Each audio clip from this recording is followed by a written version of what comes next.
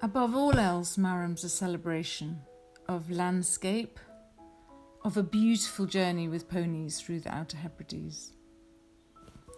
I inherited my love of horses from my mum.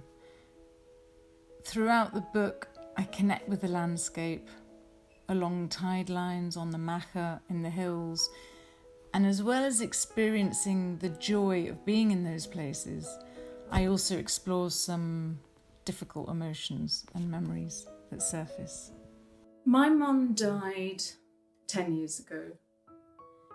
We had a difficult relationship, so much so that at times I'd thought life would be easier without her.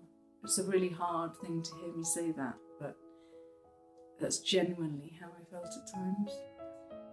Mum died and I literally fell apart.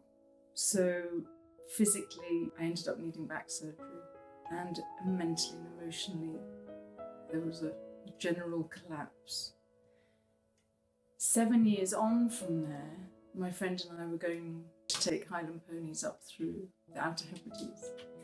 And I was still racked with guilt and sadness around Mum. Whenever I thought of her, I would literally fold over with pain.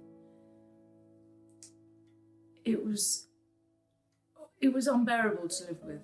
With my own daughter, I don't take anything for granted.